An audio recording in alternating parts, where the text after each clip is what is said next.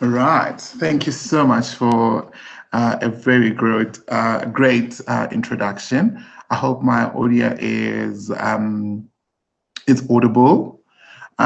Good morning, everybody. Just waiting for my presentation to load. Or perhaps I can just load it myself quickly. Yeah, so today I'm going to be taking you through the process of building your brand and the importance of brand building practices and how to be meaningful, as opposed to just merely focusing on marketing as a way or means of communicating to your people, and looking at the advantages of actually ensuring that you get. Oh, there we go. My screen is shared, and ensuring the process of, ultimately ensuring that we get into a spectrum of understanding all of these greater platforms when it comes to the interactions of our brand and how that becomes meaningful in terms of us growing our different brands within the fraternity. Right. So what is important to start off with is to ensure that we look at understanding the concept of what branding is and how branding actually differs from marketing, because of often we find that,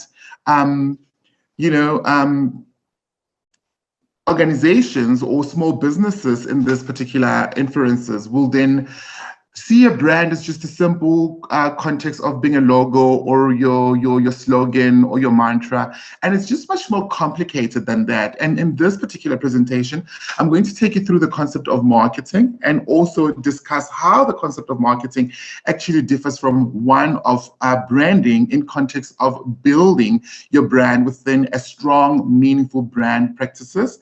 And then also I'm going to go through and explain why we should actually work towards and also justify the importance of meaningful branding.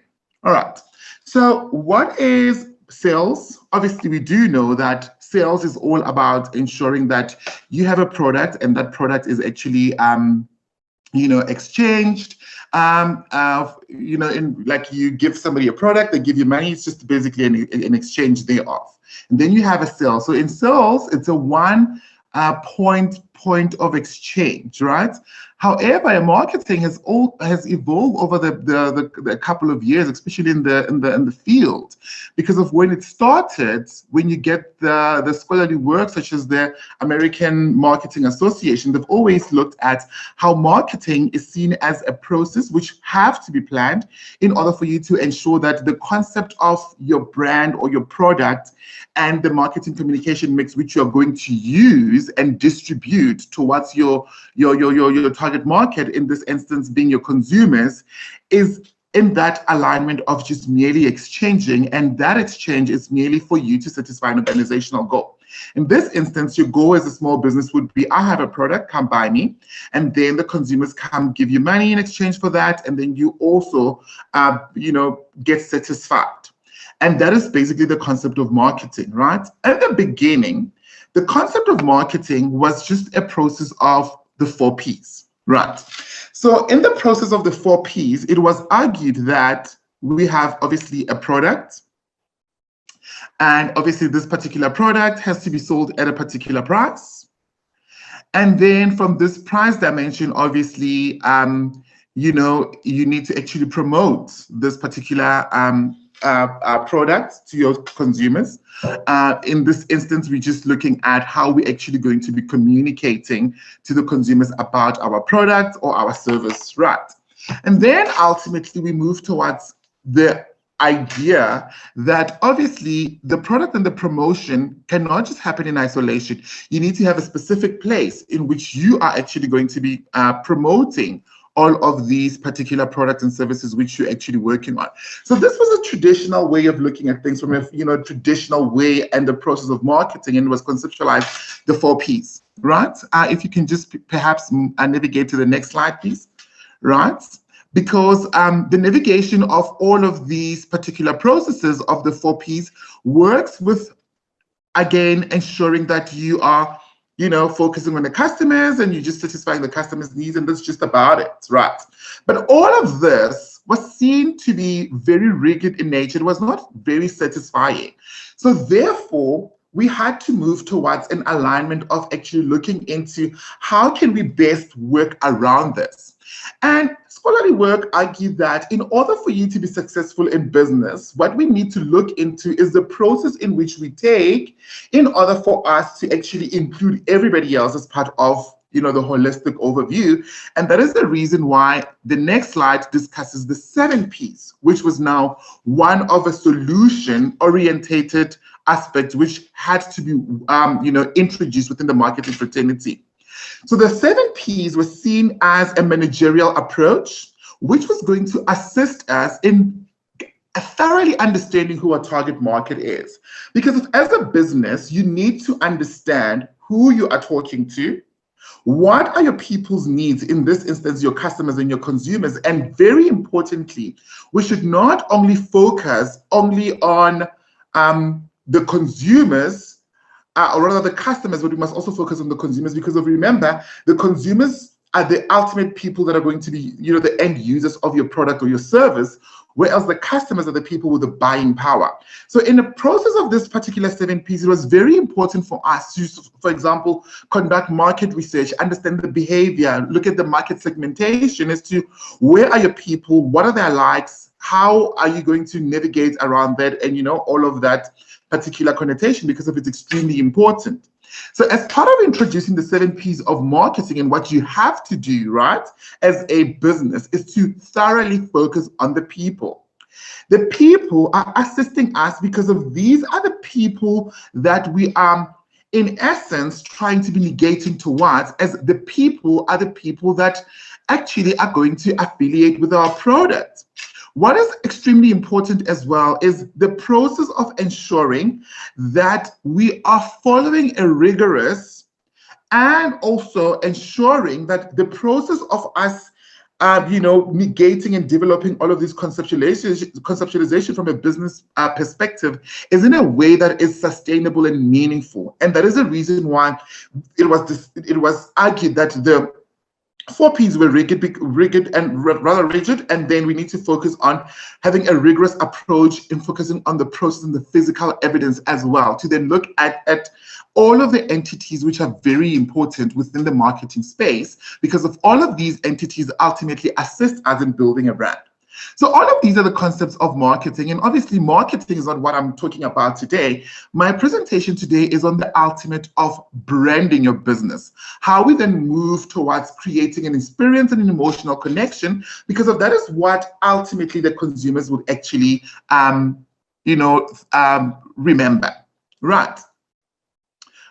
I see my keypad is just stuck. Can you please just move to the next slide for me, please? All right. So as we have just discussed, and with the previous speakers have just touched on, basically, marketing, obviously, you as a business owner, you need to actually work towards an integrated marketing communication in order for you to ensure that you have maximum exposure for people to actually understand who you are, people know about you, so on and so forth. So some of the basic tools that you can use in terms of marketing, and also can also be used as branding techniques, are aspects such as advertising, ensuring that you're obviously communicating your product. So various advertising, media and channels that you can actually use in terms of tactics as well, using your social media, television, radio, etc. Personal selling also becomes very important for a high-end product, where you need to explain to the people the pros and cons of that particular product. Like sales promotion is extremely important. Like now, Ms. Diallo just offered us 50% in order for her to assist us. So that is part of sales promotion. You go to a store and then you get, for example, that is 3 for 2, or buy 1 and you get the second product at 50%, whatever the case may be. Database marketing, also very important, because as part of your branding techniques, when you are communicating with your target market, you can ultimately now, retain their information, and then you can communicate directly to them. So next time when you have a sale or you're launching a new product, you know how to email or call them. Shopper contact is extremely important, whether it's your kiosk, your spaza shop, the experience in terms of how neat your spaza shop is, how you've packed everything else in terms of all the entities of your brand, extremely important, because of the consumers are looking for that seamless processes. One of the issues that we focus on as part of the MIC is public relations, like word of mouth, very important because of it seems to be and argue to be one of the most integral part of your MIC mix, because of when people hear about your product or service from their family, your friends, relatives, they're more likely to respond. So partnering with events and sponsorship is also very important, and all of this are part of the integrated marketing communication technique. All right, next slide, please. So all of this, what I've done is I've given you guys, I'm hoping they'll share the presentation, 2 videos that are ultimately going to tell you what is branding and how branding actually differs from marketing. So holistically, when we're discussing a branding perspective, we are not just merely, as I said, discussing on the logo or discussing, the typography of your brand. It goes into the meaningfulness of how you are going to create a holistic experience of your consumers. How you as a brand will remain meaningful, meaning how great will you be within the arena in which you're playing, right? This assists us in ensuring that we are sustainable, ensuring that our business practices is one that is absolutely great. We are not harming the environment. We're not abusing the people who are coming to be engaging with our products in terms of a customer perspective or a consumer perspective. How great are we in the process of ensuring that we have that aligned relationship? Because of ultimately, in a branding perspective, we are trying to harness relationships. So we are not just merely focusing on telling people who we are and what we are offering. We are in the business of ensuring that we build long-lasting relationships with this target market, be it our customers or our consumers. Because of ultimately, when we build these relationships with them, they will be in a position of them, being converted to loyal customers. And when they are converted to loyal customers, we have a repeat purchase. And in that particular process, we will then get to a spectrum or a space where these customers actually advocate on our behalf. So I always use the Woolworths example in my class, especially with my first year staff, or with my first year students, or with my postgraduate students who are getting into the branding space from a marketing, from a marketing background, who do not necessarily have a branding experience. Then I always refer them to a Woolworths, as Woolworths as an example. I'm not sure if you guys remember, but Woolworths, about a couple of years ago, it was rumored by one consumer actually said that they found a frog in a Woolworths salad. But what we saw in the social media space is that a lot of people were in disbelief that that could actually happen, with Woolworths, or, because of Woolworths is seen as a quality brand, a brand association, their theme was actually quite great and strong. The reason why we saw customers advocating on behalf of Woolworths is ultimately because Woolworths has always presented itself in a way that is building relationships that are like long-lasting, that are entrenched in the facilitation of meaningfulness in each and every element that they do. And they always play on the heart. So what you have to do in branding your business is to always play on the emotions. And when you play on the emotions, you are playing on the heart. The heart becomes extremely important because of when you're connecting with somebody on an emotional connotation, these people will always advocate for your brand. And that is the reason why you always need to work within that particular spectrum of working within the heart perspective. Right. Now let's see what we have next. So the next, the shift between why we've shifted towards marketing, as I've discussed, is marketing because of we are using an integrated shift. So there is just so much happening. So you have, for example, almost everybody else just marketing their product or services, or how good their product or services are in terms of the market perspective. However, they're forgetting the emotional connection. And that's where brand actually comes in order for us to create an emotional connection with our consumers. Create a seamless experience that will actually assist us ultimately in ensuring that the consumers are always going to come back. And we sort of become a family. You know, like there are some particular brands, for example, look at yourself, how you buy particular brands, you know, whether high end or low end, like whether it's your car, how loyal you are to a specific car. For example, you have been a Toyota driver all your life and you insist on buying a Toyota, or the kind of tomato sauce that you always buy every month, you know, when you do your groceries. Is it all good? And if so, why is that? Because of all of this has assisted us with the process of, you know, repeated buying and ensuring that you create that seamless process in the interaction of your brand. And ultimately, as I said, when we reach a stage of brand loyalty, we have actually sustained ourselves as a brand, right? Marketing is extremely cluttered. Whether you go online, there are just so many people who are trying to get your attention. Whether we're watching television, we are, you know, like there's just so much marketing messages on television, radio, newspapers. It's just way too much. But when you have dealt and connected with somebody through an emotional and experience that is more long-lasting, it's just going to be easy for you to actually to convert those people into your loyal customers. So we need to always look at the branding experience and how we are connecting with our consumers and the purpose itself, the value that we are just going to be driving in these people's life, not just merely as a one-way, you know, point of sale, but how we are then going to play on the emotional connotation. And as I said, the two videos that I've just provided to you will then give you guys a basic overview of what to look into or what to look forward to in terms of what you need to do in your business space when it comes to branding. All right. Now let's look at the next slide and see how all of these relationships actually interact, right?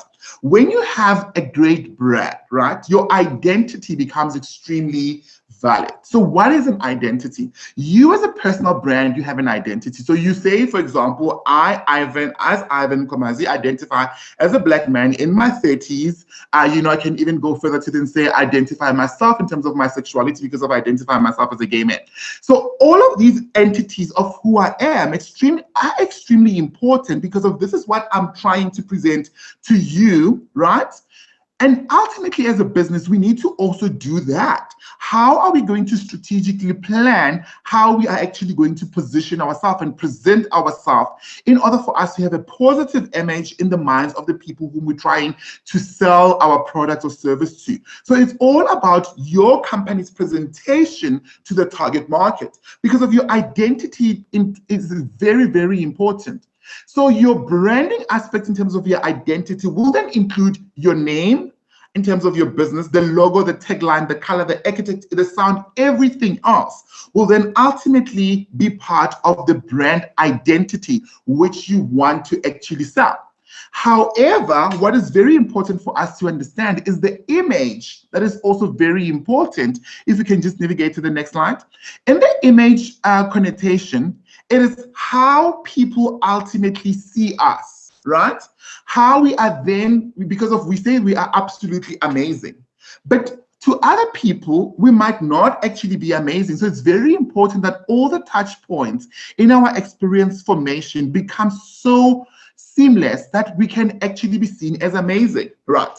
When you look at this identity, for example, I'm sure most of you guys will actually say that this is Nando's, right?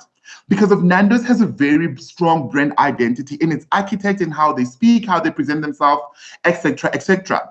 However, you get competitors who enter the market and want to copycat what strong brands ultimately do. And if we navigate to the next slide, we will then see an example of how other people actually want to sort of emulate a strong brand identity because of its more appealing. We have an example of Pedro's, for example, who, in terms of their identity, did not sort of become unique, right?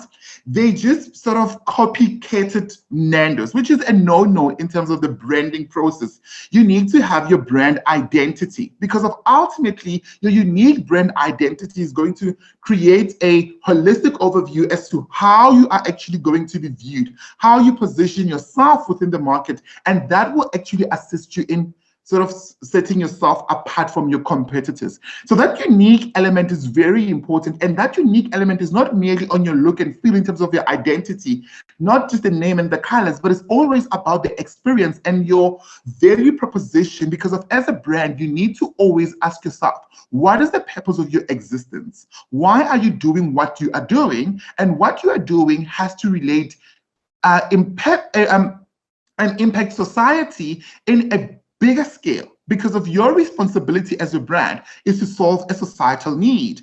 And it's very important for you to always respond to these societal needs, because if you're not merely just in business because of you want to make profit, but ultimately your businesses are very, very important in solving societal's problems and societal's needs. So that is very important for you in your process of creating these experiences to always ensure that you form a strong identity, because of when you have a strong identity, it's going to be more appealing, and when it's more appealing, other people would ultimately want to actually copycat what you're doing. And people, when they copycat what you're doing, you know that as a brand, you are actually doing amazing things. All right, let's move to the next slide. So you will see that, as I said, the branding image becomes extremely important from your business perspective, because of this is where the public are actually going to form perception about you, your company, or your brand. So all of these perceptions are going to be ultimately associated with your brand identity and your organization as a whole. So please ensure that in how you are actually allocating yourself or allocating your resources in terms of what you want to do in a public sphere, it's in a way that is going to be remembered, and you are actually going to grow a great reputation. All right. So you will see in the next slides that I've actually just summed it up, that identity and image is all about you trying to live to the core of your brand, being purposive, building a public persona that is absolutely important and imperative in terms of you sustaining yourself in the branding perspective and in the business itself, because there are just so many new entrants in the market coming in and out. So how you are actually going to build your reputation, which is extremely difficult, is then going to be linked directly to your identity and your image, because of in each and every element that you do as a brand, always think society, always think of the environment and how sustainable you are. How best can you connect with people emotionally? Because of when you connect with people on an emotional basis, you are more likely to be remembered. And as a result, this public, the public that we're referring to, which is your customers and your consumers and all the other stakeholders, will always advocate in terms of or advocate for your brand, right? So all of these become extremely important for you to actually build a strong public persona that will be admired, that will be loved, because of ultimately you are not in business for yourself, or you're not building these brands for yourself. You're building these brands, for society. All right. So you will then see in the next two slides that I've actually provided you guys. Okay, like we've just discussed this, the puzzle piece of branding of building your brand. Remember, it's always being human. So humility is very important. Knowing your customers, do not take more than what you give. So ultimately, as a brand, give back to the community. So the little things as your business grow, actually give back. So whether it's a small donation to a school, or you are as part of your CSR project, always ensure that it's not only about taking, but connect with your immediate environment, like your communities. Donate whatever, masks, whatever you can do to help the community. When you have a positive profit, please do that. Remember, again, great experience in terms of connection, and great services, and emotionally connect with your consumers. So the next two slides actually have, because of the branding aspect, is extremely too broad. So in the next two slides, I've hyperlinked additional reading materials for you in order for you to then understand the integrated brand communication aspect. How are the key role players, what branding is rather, and what are the proper branding channels to follow.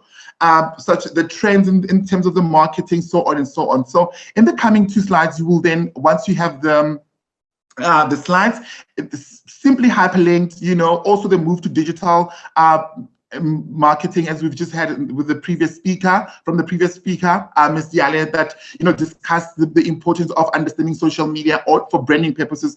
All of that is actually part of the recommended material that I have for you. All right. So to conclude, as you will see in my slides, I want you to always ask yourself, how healthy is your brand? Because if we want to create brands that are very healthy, and in order for you to be a healthy brand is always for you to always think of your purpose, right? Because you need to always remember why you are doing what you're doing. And I'm sure the reason why you're doing what you're doing is not merely for you to make profit. You are doing what you're doing because of your brand has a purpose. And the purpose of your brand is to respond to societal's needs, which is extremely important.